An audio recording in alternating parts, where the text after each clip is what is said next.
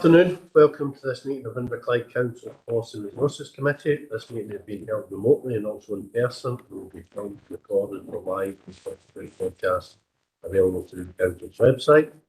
Council has a data control under the General Data Protection Regulations and the Data Protection Act 2015. Broadcast and record council meetings to fulfil our public trust obligation to enable members of the public to observe the democratic process. Data collected during the process will be retained in accordance with council public policies available through the council website. Members of council are reminded to follow the council's establishment protocol, study around use of chat facilities, that comments made in the chat facility are visible to all participants in the meeting, may include members of the public who also receive invites to the meeting. So item 1 is apologies, substitutions and declaration of interest. Convener, we have apologies from Councillor Law, to be substituted by Councillor Crowder, and an apology from Councillor Moran, to be substituted by Councillor Cassidy. We move to a roll call. And the following councillors, please indicate if they're present at the meeting. Councillor Armstrong. Present in the chamber. Councillor Cassidy. Present in the chamber. Councillor Curley. Present in the chamber. Councillor Crowder. Present in the chamber. Councillor McCluskey. Present in the chamber. Councillor McCabe. Present chamber. Councillor McCormick. Present remotely. Councillor Maguire. Present. Councillor McVeigh. In chamber. Councillor Robertson. Present in the chamber. Councillor Wilson. Present in the chamber. Are there any declarations of interest? No. Okay, thanks for that. So welcome to Councillor Castlety and Councillor Member. So item 2, the 2023-24 Policy and Resources Committee and the General Fund setting budget update at that 31st July 2023. Angela's going to speak to that.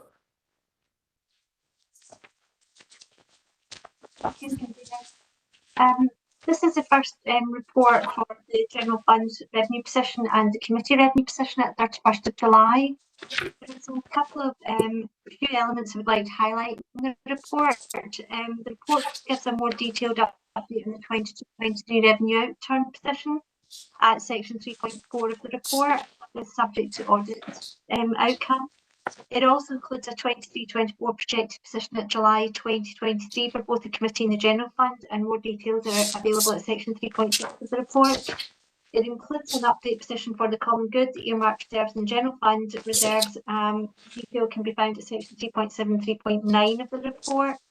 Also, in addition to this, one other thing to highlight is that after a common good asset review, it was highlighted there was properties that should have been included as part of the common good and weren't.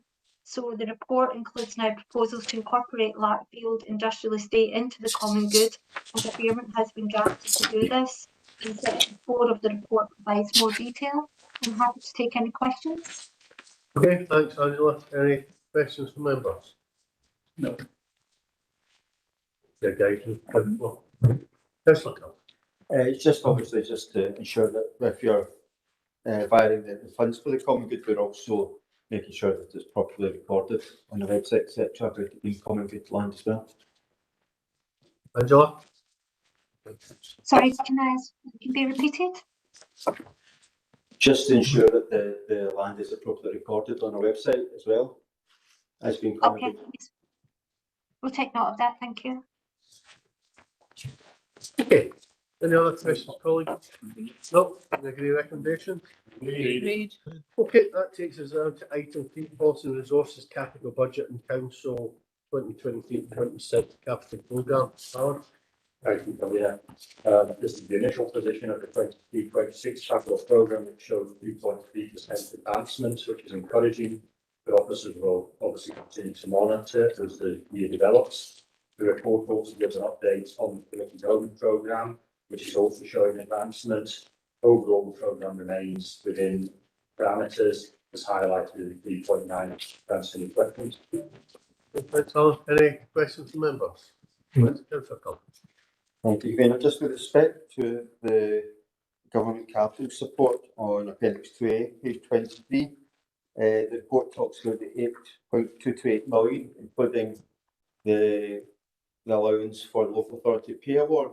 I just want to sort of clarification that allowance has been taken off in the capital fund, because I don't really see it coming off the bottom line anywhere in the report. Alan? To you, Colleen. Yes, it has been, because we've reduced the CFCR accordingly, the revenue contribution accordingly, so it's in balance. Okay, any other questions? No, okay, agree recommendations? Agreed. That takes us on to item 4, which is the finance update, and again, Alan. Thank you, Convener. The finance service update covers a wide range of matters as set out in 1.2 of the report and covered in more detail in section B. The report seeks agreement that a council response is not sent to the joint Scottish Government Cause of Consultation on fair council tax. The report highlights positive performance throughout the service, including debt recovery performance, welfare fund grant processing performance, treasury activity and accountancy services. In 3.18, it mentions about the annual audit report going to the council at the end of this month. I must advise that following a meeting with the external auditors on Wednesday, the annual accounts will not be presented to the council on the 28th of September, and a new date will be proposed at the next council meeting. I'm happy to answer any questions. Thanks, Alan. Councillor McCloskey, Mark? Right. Just one comment, 2 questions, please. I'll just make the comments just in relation to the Scottish Welfare Fund, and just to really thank officers for their work there, because the performance there is very, very good.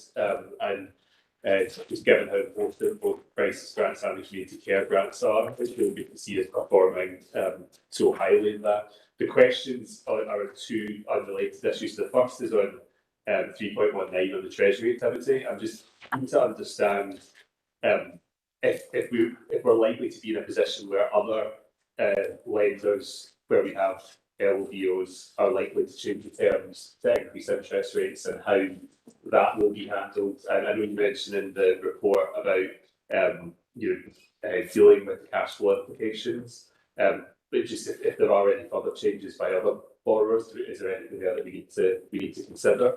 And just the second question is on 3.7 in relation to council tax debt. The report says a sensitive approach continues to be followed by the council sheriff officer. It would just be good to understand that in a little bit more detail about how we're approaching debt recovery in a sensitive manner at the moment. Thank you. Alan? Thank you. Thanks for me. And what I'll do is I'll answer the point on the treasury and initially answer the debt recovery, and then we'll pass over to Tracy Bunton, who I see is on the screen, who's in charge of the revenues and benefits team, and I'm sure we'll welcome the positive comments on the Scottish Welfare Fund, because it is an area where the officers recognise the importance of getting swift decision making.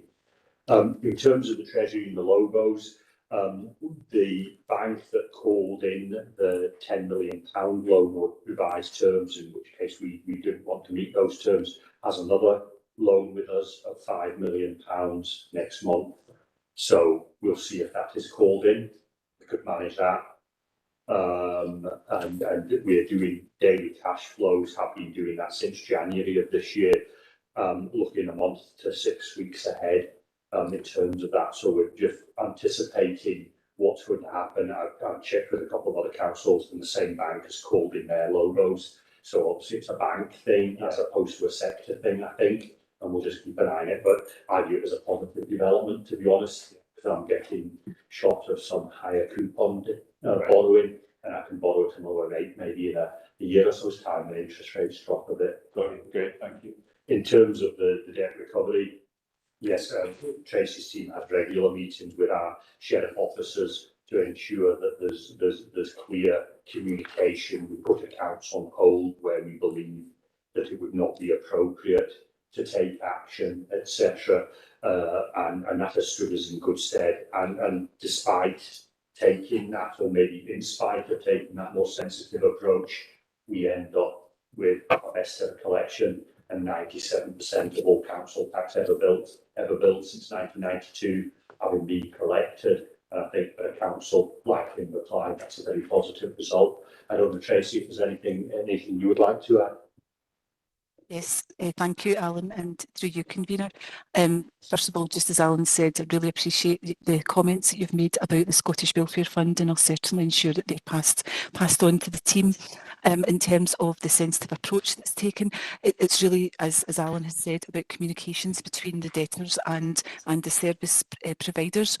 We encourage that at every opportunity that there is, and where debtors give any indication at all of any issues with their financial circumstances, whether that's debt or perhaps not taking up the applications for welfare benefits, referrals are made either directly to the advice services or as well as on all correspondence which goes out from the service as well as the sheriff officer. The advice services contact details are there, so it is heavily promoted. There's in terms of the sensitive approach, we do monitor the sheriff officer's performance, and as Alan says, we do meet with them every month, and during that meeting a standing item on the agenda is complaints, where we discuss where there's the opportunity to discuss complaints, but it rarely happens. Yes, debtors may not be welcome a sheriff officer communication, but there are very, very rarely complaints in that regard to their activity. I hope that answers your question. Great, thank you. Okay, thanks for that, Tracy. I think we all would echo Martin's comments with regard to the Scottish Welfare Fund, and I think we'd also commend the staff for the excellent performance in terms of debt recovery as well. Elizabeth, Councillor Robson. Thanks, Convener. I completely agree with those comments also. The question that I've got is in relation to paragraph 3.20. I know it's not one of the recommendations of the report, so it's not something that we either agree on or not, but just given the fact that the recent review of the HR, etc., kind of brought up that there were links with the HR systems and finance systems, and given that there is a modernisation fund available at the moment, I'm just wondering of the wisdom of having an extension to the current finance management system and not taking the decision maybe a bit sooner if the contract is coming to an end in 2025 to actually align it to the other systems that we know it now needs to align with, given the reviews that we've had. In terms of the finance management system, I've obviously been here long enough to remember when it was brought in 2002, and it does what it said on the tin. We have very few issues with it. It is a stable platform, and I have seen many finance systems brought in by many councils that are far less stable and cost a lot more money. I view that the finance system, in terms of me being able to produce annual accounts, produce accurate monitoring statements, and for ease of use by the services, is one that we should hold on to as long as we can. Because when we do have to bring in a new system, and we're saying this will be the last extension, I've had that discussion with the supplier. We will need a 3-year running to do that, and we'll start that in 24-25. But there will be financial implications for this council, capital and one-off and recurring implications when we move away from a 20-year-old system. It's a bit like buying a new car after you've had your car for 12 years. You know, it's a bit of a shock. So we'll deal with that. In terms of the interfaces, obviously, my reading of the HR review is the interface is nothing to do with the finance system. The interfaces are about optimising the use of the HR payroll system in terms of online access, services accessing, being able to update things. I think, and at the moment, the only interface we have between the HR system and between the HR system and the finance system is the payroll feeders. So when we process pay goes into the ledger codes. There's nothing else really. You wouldn't track, appointments and contracts of employment through the finance management system. So I wouldn't view that there's anything in the HR review that would cause us to get off our finance system any earlier than we're we're planning at this point in time. Nothing else? Not really, that's helpful just to know the sort of context behind that. Just it seemed like an opportunity potentially missed, but you've explained why it's possibly better to hang fire. I suppose if you have a more modern system, Alan, there may well be more modern functionality that potentially could be introduced. And I suppose if you're extending the current system for 2 years, you're losing the opportunity maybe to introduce that as sort of balance to be struck with well. Yes, I mean, ultimately, if through another review by at a corporate level, the council took the decision to get an ERP, which is a fully integrated finance, HR, property type system, which only councils the scale of Glasgow and Edinburgh really have, and they should have tried it, and it costs millions and millions of pounds. If that was something that the members seriously wanted to invest money in, then the relatively small sum that we pay for the ongoing maintenance of the finance system would be, I wouldn't worry if we stop the agreement a year early, just pay. If someone talking about paying, I won't say it because I know we're on camera, as it were, but it's, it is a fraction of any of the things, we could terminate or anything, but I don't see a council the size of Inverclyde ever being able to afford or require an ERP. It's the big city councils who tend to have them. But that would be a choice maybe through the chief executive and the digital modernisation fund. You may get a bit further down the line. Thanks for that. Yeah, councillor. Yeah, thank you, convener. The recommendations are 2.2. My group will have a response negatively to the proposals on fair council tax. As have many of my constituents have been whipping up antipathy all over the place about this, and there's been a very good reaction. There's two things. One question for you, convener. What's the position of COSLA been on this? In terms of this consultation, Yeah. well, COSLA leaders agreed unanimously cross-party to facilitate the consultation along with the Scottish Government. So it's a joint Scottish Government COSLA consultation.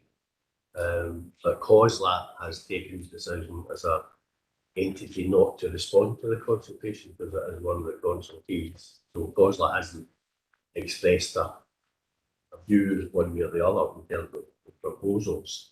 And once the consultation closes, so it's tomorrow, Yes. there will be a report which will come forward. Well, initially the consultation responses will go to the joint working group established, and then there will be a report to ministers or a report to the leaders on the outcome of the consultation. But fundamentally, the decision rests with ministers and Parliament, and there is a debate in Parliament this afternoon around these a big proposal. So I don't think COSLA will express a view whether it's support or not. I think ultimately decision in this. So it'll be a Scottish Government decision that they can. Yeah, well, the government will make a decision, and then if that requires legislative changes, they'll make those legislative changes to Parliament. And that's why the consultation has been relatively short, because to get them in, any changes implemented by the 1st of April next year requires legislation to be passed by Parliament to take quickly. Thank you. I think you said your question. It was answered in there. Right. I got a neutral answer. I do my best at trying to give a neutral answer. Okay, any other questions from members? No, agree recommendation? Okay, moving on to item 5, corporate policy and performance update, May to September 2023. And Molnar's going to speak to that. Thank you. Good afternoon. This report gives an update on a range of policy matters and proposes that the member committee receives further detail on both the Verity House agreement and the programme for government. In summary, the report covers firstly that ministerial approval of the Gaelic language plan has been confirmed. Secondly, we've received recognition through a range of national awards, and an update to the report being drafted is that we won the Workforce Initiative category at APSI last week. Thirdly, there's high-level overview of the Buried House Agreement and the National Government Committee inquiry into community planning. And then section 315 onwards of the report provides information on the latest performance data from the local government benchmarking framework. And finally, a link is provided to the programme for governance. Happy to take any questions. Okay, thanks for that, Mona, and I think we'll all add our congratulations in terms of the council winning the APSI award for the Workforce Initiative. Commend all the staff involved in that initiative. Okay, Councillor McGuire, Natasha, you have some questions? Yes, thank you. So first of all, just a comment, congratulations on to our officers of our police for being finalised for so many awards. Whilst we've been financially restricted, there's still some really good work that's been going on for our employees and citizens across the area. So congratulations for that, first of all. My questions are on 3.21 and 3.22.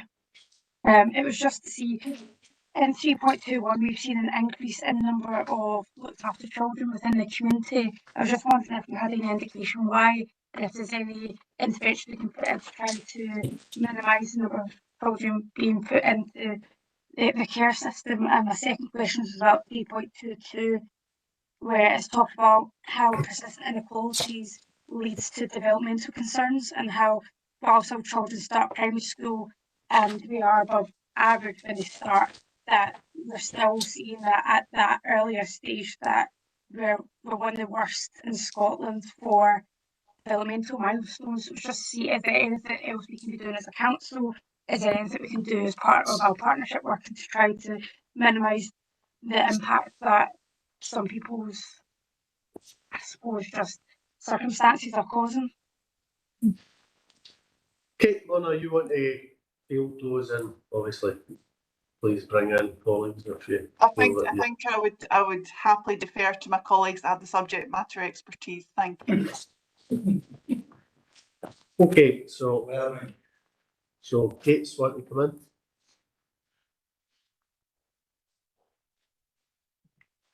Sorry, Chair. I didn't know that I was on mute. So I'd like to kind of come in about 3.21 in terms of the change of the children that are placed out with the local authority in residential care. This is as a result of the impact of the pandemic and the extraordinary impact it has had on children as a consequence of that. We have not got enough internal resources to meet the demand around the level of harm that is currently out in the community. And we've seen an increase coming out of COVID, particularly for children and young people that are neurodiverse. And that has been a significant challenge. If you can appreciate the impact of not having an education on these children's lives are significant, and the impact of how that has looked like moving back into some kind of recovery has meant that there's additional pressures within the family home. We're in the process of trying to address that to ensure that we create capacity to bring children back into their own communities. This is in keeping with the aspirations of the promise, and work is ongoing to do that, but we still are seeing an increased demand around the requirements for protection services or child protection for children within Inverclyde. Okay, thanks for that. Okay. Ruth, you want to come in? Yes, I'll come in on the 27 to 30 month review, and you'll notice that our trend has consistently been in the lower sector of that. And when you look at our comparator authorities, perhaps the authorities who are at the lower end of the 27 to 30 month review are surprising. So the Children's Services Planning Partnership have looked at this. And the first thing we've always questioned is the moderation of the data. And I think there's naturally accepted that the 27 to 30 month review does still need some work on it, looking at the data. However, accepting the fact that we do need to improve, and just under 75% is not where we would want to be. The Children's Services Plan is looking at early interventions, the types of parenting programmes, breastfeeding interventions, the family nurse partnerships, all of the interventions that are linked to particularly people growing up in deprivation, to look at what we can do to improve that. Okay, thanks, Ruth. Kate, you want to come back in? Oh, sorry. That legacy hand, okay? Yeah, thank you. Okay, Natasha, you happy with those responses? Yes, thank you for your responses. Okay, Councillor Armstrong. Thanks, convener, and thank you, Ruth, because you've answered one of my questions in terms of what we could possibly do in terms of the percentage of children meeting their developmental milestones. I wanted to comment on that, though, to the effect that if by the time our children are starting school they have caught up, it has to say a great deal about our early years services. But just think how well Inverclyde children would be doing if they were meeting their developmental milestones earlier. My other question really is about the interrelationship between these indicators.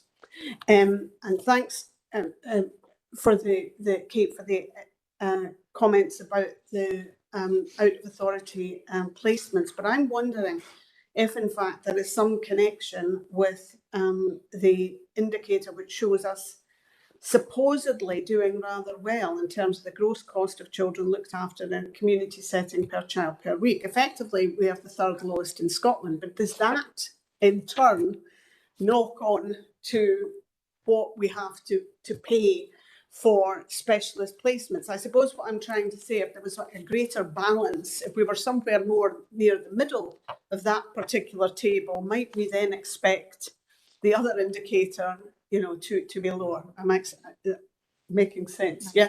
Thank you. So, thank you, Councillor Armstrong. You'll probably be aware that this indicator is not one that is almost always reliable. It's very much dependent on the size of your workforce, particularly around your social work workforce and the number of children that are in compulsory supervision orders.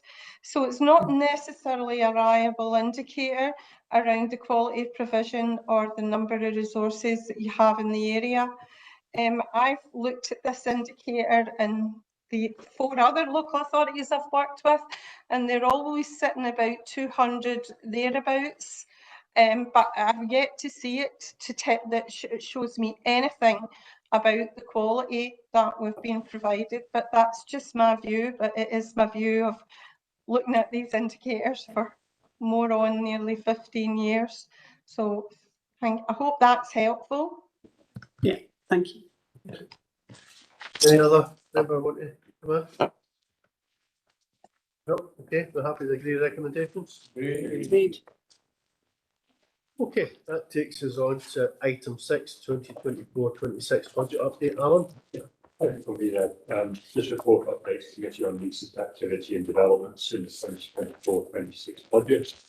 Specifically, the committee are asked to approve the creation of a savings worksheet programme with a savings target of £2.5 million by the end of 2025-26. This is in addition to the savings and adjustments in Appendix 2 totaling £421,000. If both these matters are agreed by committee, then the funding gap is the remaining funding gap is shown in Appendix 3 and totals £9.65 million. Finally, the report seeks agreement for the budget consultation to take place in early 2024 for the reasons given in the report. And I'll just say the committee the report has also been considered by the members that support this proposal. Okay, thanks for that, Alan. Just before I open it up to members, Alan, obviously last week you sent without a briefing on decisions taken by the Strathclyde Pension Fund Committee useful to see what more you can sort of information you can give us and how this may feed into the budget process. Thank you, Convener. With the caveat, well, a couple of caveats, with the caveat A, that it's still to be formally signed off, and that won't happen until February, March. It's highly unusual for these figures to change, these proposals to change, but never say never. And the fact that obviously my team need a wee bit of time to actually work accurately what the details are. Effectively, it's good news in terms of the pension fund actuarial review. The proposals from the actually approved by the Strathclyde Pension Fund are that there would be a recurring saving of 1.8% in employers' contributions from next year, and that there would be a one-off reduction spread over 2 years of a further 11% a year in the employer's contribution. So what it means is the employer's contribution is going to go down by about 66% for 2 years. And obviously that would be a sizable one-off sum that will be generated. And it would be my plan to bring something back in the next update to the November committee via the Members Budget Working Group. And obviously elected members can thereafter decide whether it's at the next meeting of this committee or the December council, or as part of finalising the budget, how to utilise the sum saving. Okay, okay, any other member? Yeah, can you help me? How do you get from 1.8% recurring and 11% over each of the next 2 years to 66%? Okay. Does that help me? Take it slowly, Alan, for councillors. Yes. The current contribution, the current employer contribution rate is 19.3%. The long run new contribution rate is 17.5%. Right. A reduction of 1.8%. The 2 year contribution rate is 6.5%. But you didn't mention 6.5. No, I said a further 11% of 17.5%, which is 6.5%. And the reduction between 19.3% to 6.5% is effectively 66%. Thank you. Could you bring a sheet of flip chart paper with you? I will bring more diagrams to the committee. I think you didn't read your briefing you were issued last week. Okay, any other member wish to come in? Tom. Thanks, Convener. On 4 hour tax programme, once again, you raised the issue of the pressure it's under. And you're saying there's going to be further reports coming back to committee. Are these going to include proposals to balance the capital programme, or do you anticipate additional borrowing given above what's already agreed, or use of resources, reserves to maintain a capital programme in the next 2 or 4 years? Thank you, Convener. It would probably be in terms of an officer report, all of the above. Clearly, what I've just outlined in terms of the 2 year saving in the pension fund contributions will give a sizable sum to the council, and one of the options could be to use that to help the capital programme in the medium term. But it'll be for elected members to decide what projects in the capital programme and how to balance the capital programme, which could involve potential borrowing, but that means more revenue reductions elsewhere in the budget, or it could be to use revenue reserves to balance the capital programme, or it could be removing projects from the current capital programme. So all this will be reported to the Members Budget Working Group, and elected members will provide guidance to the Policy Resources and the Committee and the full Council. Thank you. Okay. Any other questions from members? No. Okay. We agree with recommendation. Agreed. Okay, takes us on to item 7, non-domestic rates empty property relief policy consultation. Alan. Thank you. This is one of the key actions in the committee improvement plan, with a view of a revised policy being agreed by February 24 for implementation from April 24. And as part of that process, officers have developed a questionnaire which is attached in Appendix 2 to the report.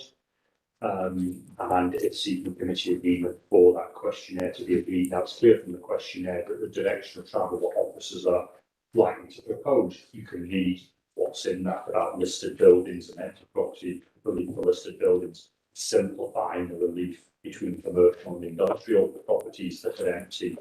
And obviously, we're seeing what other councils are doing. There's a spectrum of actions that other councils are doing that have already implemented. But it would be useful to get committee agreement to this questionnaire coming out with an end date, hopefully of consultation with the business community at the 31st of October, and thereafter the results being analysed and brought back to the committee for a decision on a proposed new policy at the February Policy Resources Committee. Chance, any questions? Okay, let's go. Martin, this one goes. Thanks, Convener. Thanks, Alan, for the paper. I suppose my starting point in this is to think what, and this is a sort of open question, I'm not going to answer to it, but what is the behaviour that we are trying to incentivise through the relief structure that we are putting forward? And presumably, given this, I think of this in the context of high streets and shops and high streets, because that's obviously the thing that constituents get in touch about the most. We obviously want those properties filled as quickly as possible. And I'm just wondering, again, coming to this relatively fresh, do we think that what we're proposing in here is going to solve that problem? Is what we're proposing actually going to make that situation better?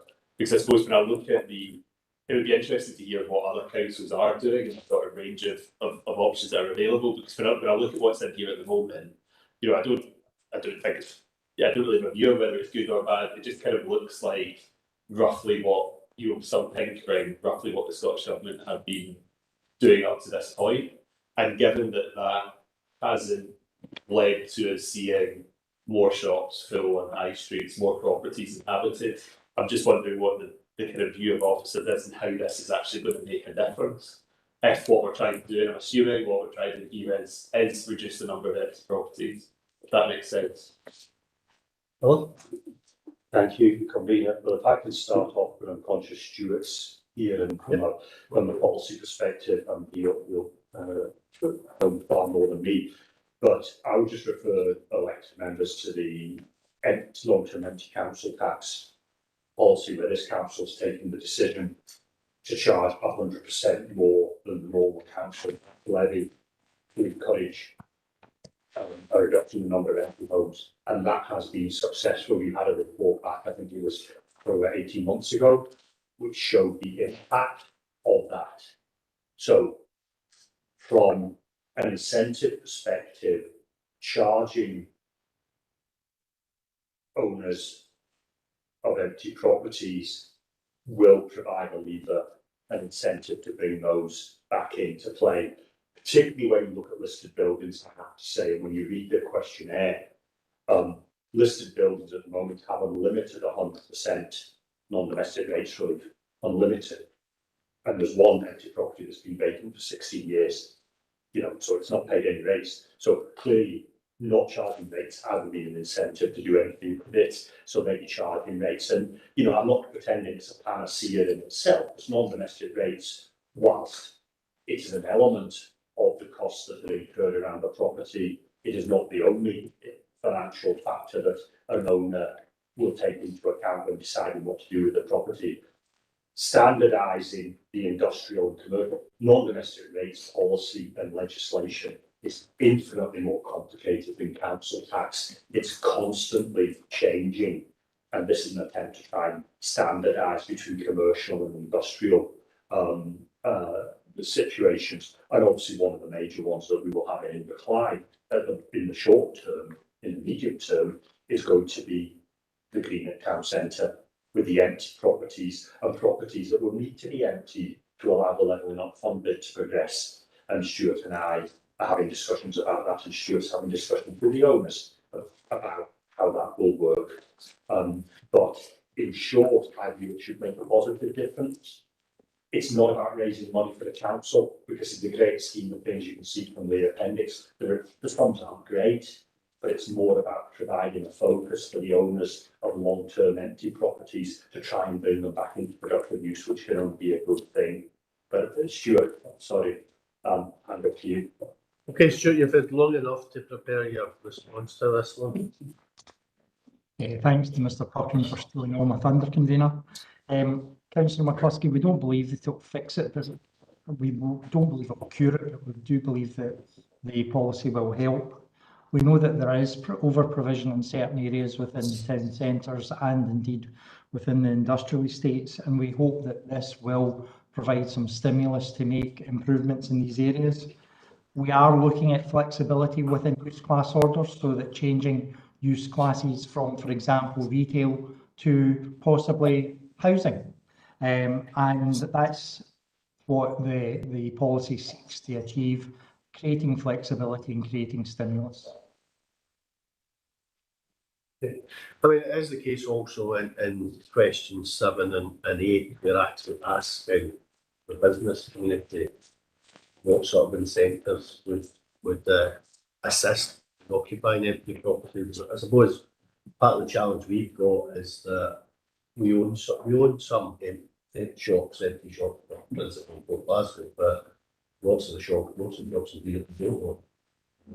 Business will suit the up north, etc.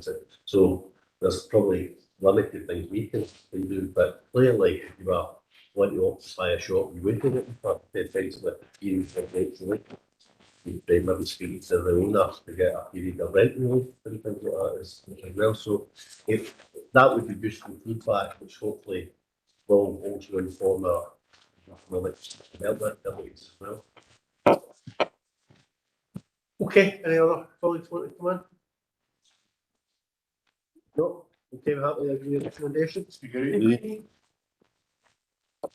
Right, that takes us on to item 8, so update supporting employee recruitment and retention, and Mona's going to speak to that again. Thank you, convener.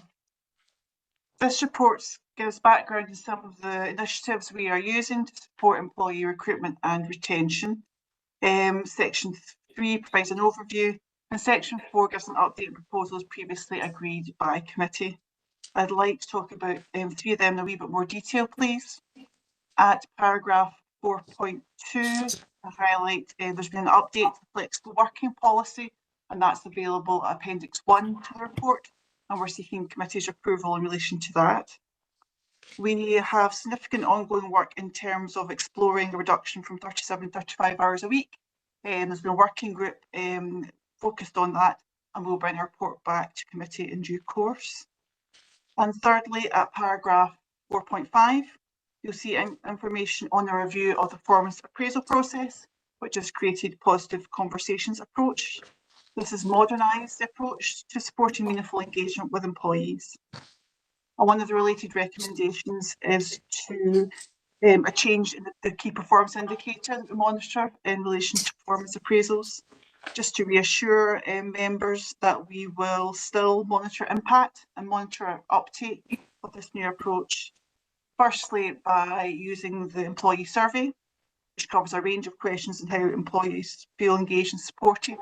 Secondly, we'll have an open survey throughout the year for general feedback on the approach and highlighting training needs.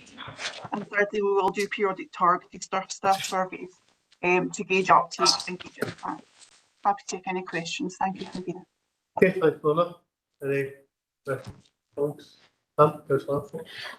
Thanks, convener. We always use the phrase recruitment and retention as if one follows the other, and I think it's much more of a chicken and egg thing. I think that good recruitment follows good retention, and with that in mind, I wanted to ask if any consideration has been given or could be given to promote from within policy. Now, I know there are risks with it. You can have groupthink and you can have a lack of diversity, but I think because of what I'm saying about the importance of retention. And I'm not suggesting that we promote anyone who doesn't have all the essential attributes and most of the desirable attributes, but I'm just wondering if any consideration has ever been given to it. Thank you. Okay, well, now you want to kick off on that? Thank you. Yeah, thank you. Happy to pick up on that. Thank you. So yes, there's a range of initiatives in terms of succession planning and looking to support and our existing staff group to develop within the council. One particular example, which I suppose is, I should highlight, that's in the report in front of the committee today, a paragraph 4.4, that the payment of professional qualification fees. The primary interest came not from services, not to recruit externally to use that funding, but to provide developmental opportunities for existing staff, to support them to receive professional qualifications that allow them to both support a gap within Inverclyde Council and further their career. But happy to supply further examples as needed. Do yourself and being building on what Mona is saying in relation to 4.4. We're very lucky we've got very talented staff in Inverclyde, but we don't always have the professional qualification. And so that's why we'd asked members last year to put aside the 100,000 in order to do that. We often are lucky enough to promote within the service, but we have real difficulty in relation to some of those professional recruited jobs, whether it be accountancy, whether it be social workers, whether it be lawyers. And so we are actually trying to do it, use a different approach, like almost like grow your own approach, a pathway through the council, and that 100,000 is the start of that process. But I have to bring more reports back in relation to how that goes and any further developments in relation to it. Ruth, do you want to mention the sort of leadership programme and try to develop our own leaders for the future as well? Yes, happy to. We've got the second cohort of the Inverclyde Leadership Programme on at the moment, and that's typically 5 to 6 sessions where we're looking to develop leadership potential for middle leaders to heads of service. So that will be in preparation for going on to either chief officer level or head of service level or service manager level. It's been well attended, very well received, and it gives an aspect of it gives an overview of all aspects of council life. So the first cohort of that resulted in a lot of promotions within Inverclyde, people going up to the next level, and we're hoping for the same for the second cohort as well. Okay. Thank you. No, thank you. Can I come back in on the back of that, which is we're not back into the first time. I'm just wondering, with you saying that we've had one series of leadership programmes, we're doing another one, and then Ruth made the comment of we've actually been quite successful. I don't know if we've had sight of that. I think it would be really exciting to see the level of success from the programmes that we've got and how that actually does yield in terms of promotions within the organisation. I just think it would be a useful thing to have sight of. Yeah, I think we can look at that in the other report, yeah. Yep. Okay. Well, we'll take that as an action. David, Thank you. Yeah. Thank you, convener. I'd like to go to 4.3, reduction in standard working week. I really do welcome this, the move from 37 to 35 hours. That has affected us badly in terms of retaining and employing staff. And it's very good to see in here that we could have a resolution before the end of this year. Thank you for that. My next comment is regarding 4.10, employee benefits. I noticed in there that VIVIT, our Health and Wellbeing Partner, is designed to improve employees' mental and physical well-being. I've been trying to help one of our colleagues over the last 3 months who's not been very well. I've not seen great evidence of duty of care within the organisation. And I wonder, does VIVIT apply to councillors as well as employees? Thank you. I'm very conscious about we're in the public domain in terms of that, but my understanding is that there is support available for councillors as well, and I think it would be useful to maybe speak to the chief executive after the meeting. I shall indeed. Martin. Thanks, convener. Just a couple of quick questions, Warner. Firstly, would you be able just to tell us a little bit about how you consulted with the trade unions over the flexible working policy and the review of the performance appraisals? And then the second question, this might be tangential, so just tell me if I'm kind of barking up the wrong tree. In terms of people requesting flexible working arrangements in order to, for example, become fire service reservists or military reservists, would that be covered within this policy, or is it covered in another policy of the council? Thanks. Yeah, Donna? Thank you.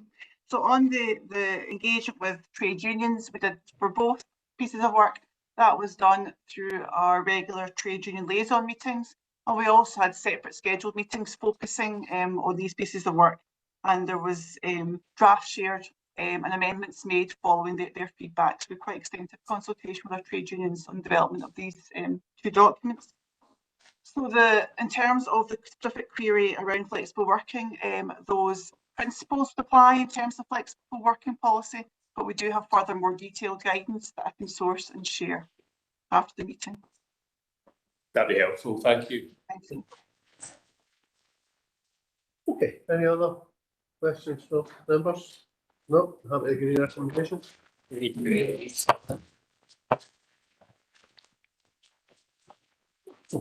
Okay, that takes us on to item 9, external care at home service, change of cost, stroke quality rating, and Craig is going to speak to that, I believe.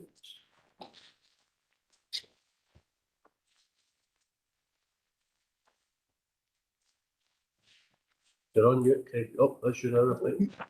Oh, sorry, I thought Kate was giving an update, but I'm more than happy to do that. This report is asking for a change in tender weighting in the care at home service framework from our initial 60-40 cost quality to 30-70 in terms of quality cost. The main reason for this is in the service feel that this is more appropriate now, given the current situation we have and the cases we have within the HSCP. I'm obviously happy to take any questions anybody might have on this. Okay, thanks, Craig. Any questions, comments? No, happy to agree? Yeah. Thank you. Okay, that takes us on to item 10, complaint handling annual report, 1st of April 2022 and 31st of March 2023, and Carol's going to give that report. Carol?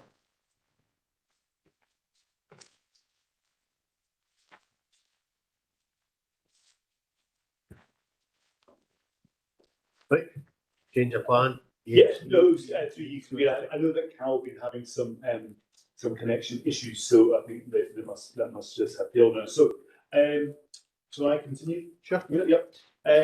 So this is our annual complaint handling report. Members will be aware of this from the past. There's an awful lot of detail in there. I'm not going to try and summarise anything. There's obviously been a bit of a return, though we'd say probably to pre-pandemic levels. There are certain themes that come out.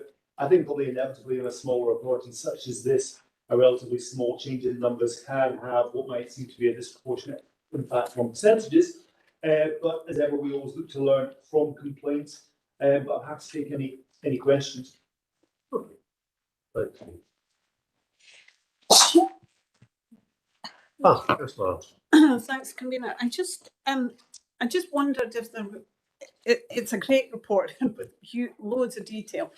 I just wondered if it would be helpful to have a paragraph on, obviously completely anonymised, on any changes to policy or practice as a result of complaints.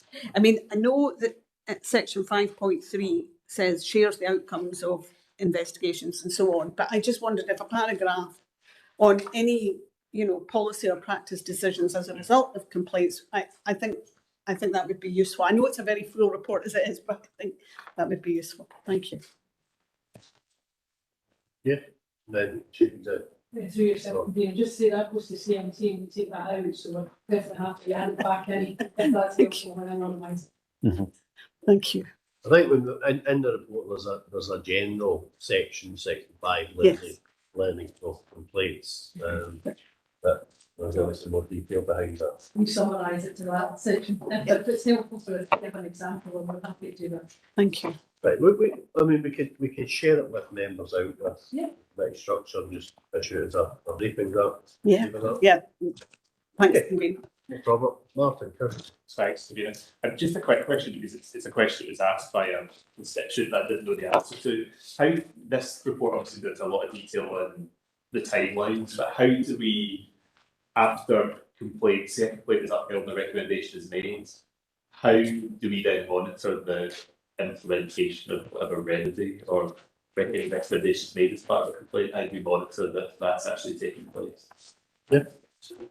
Through you can read it. So we would leave that with the service area to respond to it and deal with, not that I suppose in responding to the complaint, often that deals with it because we ask the complainant, what are you seeking here? And we try and resolve that at the time. So we wouldn't carry out any other monitoring, not normally.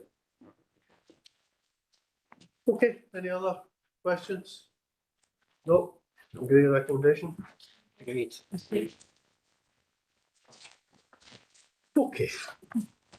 Takes us on to item 11, organisational development policy and communications management arrangement. I think Mona's going to speak to that again. Thank you, convener. We are looking for committee's agreement, please, to make some service manager post changes. There are no financial implications attached to this, as there are currently 3 permanent service managers and we would look to retain 3. However, we would like to reallocate remits with the aim of strengthening capacity in the HR and OD team. There's more detail in the report explaining the different post changes, and happy to pick up any questions. Thank you. And the corporate director and chief executive are on hand as well to assist with any questions. Any questions? David. And it's concerning the roles of communications and tourism. They seem to be a bit devalued during this organisation. Is that the case, or am I reading it wrongly? Who's going to answer that? Chief exec? Ruth's keen to come in as well. Well, the other gang up. Ruth.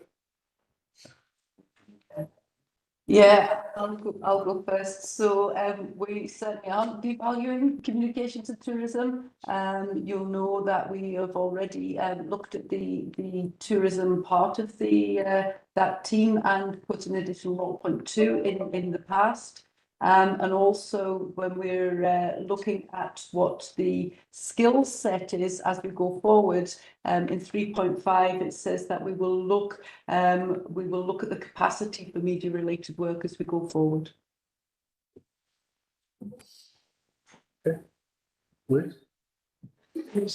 Just to add to Ruth's comments, just to give some reassurance that this is a service manager level, and so should this be agreed, there will be additional capacity put in relation to media or policy, depending on who was to get that management post. Okay, yes, satisfied with those responses, David? That's it. Okay, kind of decided. Well, the decision is actually for us today, but Natasha, Councillor McGuire, you've got a question? That's okay, it's been answered. Okay. Oh, thanks, convener. I'm not sure I understand what's happening with health and safety. I mean, I mean, there's a service manager, communications, tourism, and health and safety, with the exception of health and safety management responsibility. Can someone? I'm sorry, I just don't understand that. Okay, Anna. Thank you. Yes, I appreciate it. It is a complex picture. The responsibility for the health and safety team currently sits with the service manager for communications, tourism and health and safety. We are looking to merge the remits of that service manager with the remit of the service manager for corporate policy, performance and partnerships. So taking those 2 remits and merging under one service manager post. That is with the exception of health and safety, that's been removed, and that will sit with a HR service manager instead. With also the responsibility for HR operations. Does that help? Yes, thank you. I understand it now. Thank you. So it is the case that we're looking to strengthen the HR function on the back of the independent review of that. And in an ideal world, officers might have come forward with proposals that created an additional post. But given the challenges we're facing with the budget, the proposals are within the existing budget. So this certain extent that there has to be give and take, and that you can't deliver a better service necessarily with the same level of funding. But it's about priorities at this point in time. So you're happy with it? I'm content that it's rational proposals, but I'm under no illusion that in an ideal world we want to increase capacity in quite a number of areas within the council, but we don't live in an ideal world. We're facing significant budget pressures as we've obviously identified previously. Tommy, Councillor Nick. Thanks, convener. Just a very minor point. We've got HR operations under one service manager, HR support and payroll under another service manager. Was there any reason for that? Was it not? And I don't know any intimate detail on it, but it not, or obviously it doesn't make sense to be doing it, but having all the HR under the one service manager, is that going to cause any issues? Thank you for that. Yeah, we did look at the best distribution of duties underneath those two HROD service manager posts. But all the teams in terms of HR admin, payroll, OD and HR ops all work very closely together. So there's a rationale behind grouping any of them together under different service managers. We also looked at the number of posts that would involve as well in terms of what's a reasonable number of people to directly line manage. We do anticipate close working relationships between those two service managers and those four teams across the piece. I don't anticipate any issues in relation to that. Okay, and all the service managers more than report to the same head of service myself. Okay, Chris, Thank you. Just on the back of your comments there about the effectively cutting our cloth accordingly, I'm just wondering whether or not we actually want to do that, or whether or not we should be putting this under review to see how effective it is, and whether or not we really think we should think in future about the additional person if it's really required, and look to see where we can get the resources accordingly. That's one for you, Chief Executive, right? So members will remember that I've got a management review stage 3 to come forward. So any arrangements that we have will be subject to any review as part of our management structure. I think it's worth saying that we are trying to be pragmatic, but we will have the member project working group and to a future PNR, there will be a resource required in order to support the frontline of HR, which will be asked of members. But we're trying to be pragmatic in relation to the management of that resource and give more additional staff. And there will be a request coming forward for additional staff on the back of the HR review. Okay. So we're content to approve these recommendations. Thank you. Okay, thanks for that. Right, that next now takes us on to section for remits and committees, and there are two. And I'm going to ask Ian to briefly speak to them in turn, and then invite his colleague Stuart Emerson if he wants to add anything. Yeah. Yep. Thank you, convener. Yep. So the first of these is the quick project update.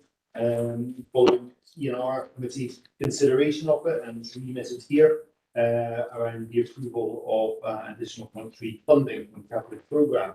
And as the convener said, the director's here to answer any questions. Okay. Oh, that's no question. Sorry, that's no question. Thank you, convener. No questions in particular, but it's more just comments around support of the recommendations in the report. As I said, the Environment Generation Committee, this project's been a long time coming for villagers, and I know they're supportive of it. And of course, while this project's about unlocking investment, in particular the old Inverkip Power Station site, it will of course have the added benefit of helping to address long-standing accident problems at the Inverkip junction. I want to take the opportunity again to put on record my thanks, like I did at the Environment Generation Committee, to the villagers in Inverkip and Wimsby, and indeed the Inverkip Wimsby Community Council, who have campaigned for this project to come forward. And again, it was wrong not to recognise as well to my predecessors, former councillors Doreen and Rebecca, who championed it for years alongside the local community as well.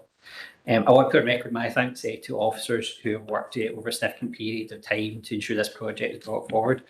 I've appreciated their dedication and commitment to it, not only from the perspective of an elected member, but for the years that I spent as chair of the Inverkip and Wimsby Community Council campaigning for this project. And I know the local community would also want me to pass along their thanks to officers as well. So I hope we can agree to the recommendations in the report so we can get on deliver this project, which will benefit the whole of Inverclyde. So, Okay, thanks for that. Any other member? Okay, can I agree recommendation? Agree. Okay, that takes us right on to item 13, Dunrock Road closure and landslip. Again, remit to the environment exploration. Ian. Thank you, Convener. In the same way as was considered the last year in our committee, we agreed it's something to come in here to consider the approval of 1.5 million from the capital programme, and the director is here. For the question. Thank you. Okay, any questions or comments? Oh, Councillor. Thank you, Convener. Not using this available one. Didn't intend to bring a motion forward to these. However, following on from the recent paper we got from Mr. Cochrane on the Strathclyde Pension Fund, and also with discussion I've had offline with Mr. Cochrane, and in anticipation of the one-off additional funding, I'm now content that the project is now affordable from the resources we have and will have. So that's my position, Convener. Okay, so you're not be opposed to that. Yeah, I promise. Good important comment. Okay. No, I'm not moving. Okay. Councillor Cassidy. Okay, thanks, Peter. Yeah, I completely am supportive of you of the recommendations in the report. As I was at the Environment Generation Committee. Of course, we regularly want to spend anywhere near 2 million on this road at any time, never mind the challenging financial situation that local government's in right now. But it is the right thing to do. It was unanimously agreed at the Environment Generation Committee. I welcome President McVeigh's support now for the proposals as well. Of course, I think everyone wants to see this road reopened as soon as possible. And I'm fully supportive of it, and I'd like us to agree to it so that we can get on with getting Inverclyde's own mini rest and be thankful in the lungs of Inverclyde reopened as soon as possible.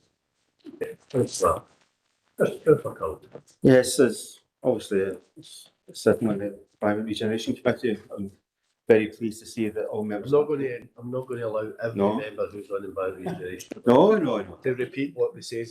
No, I'm not. I said as a member, I said I'm pleased to see that the PNR committee have decided to back that recommendation. Not decided yet.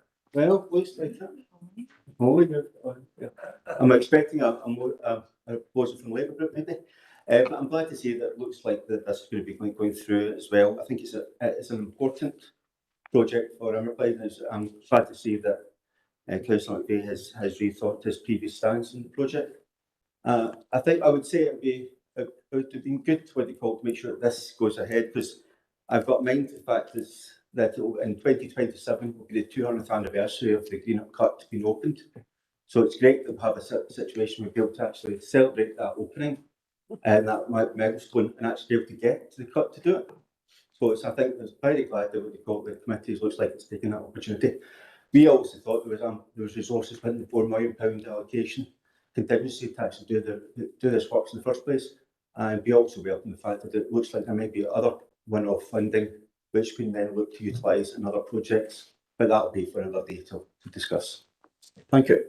Okay, I think, Mr. Jimison, there's a challenge for you to get this new road in place and open by 2027 at the latest. Noted, Convener. Noted the response.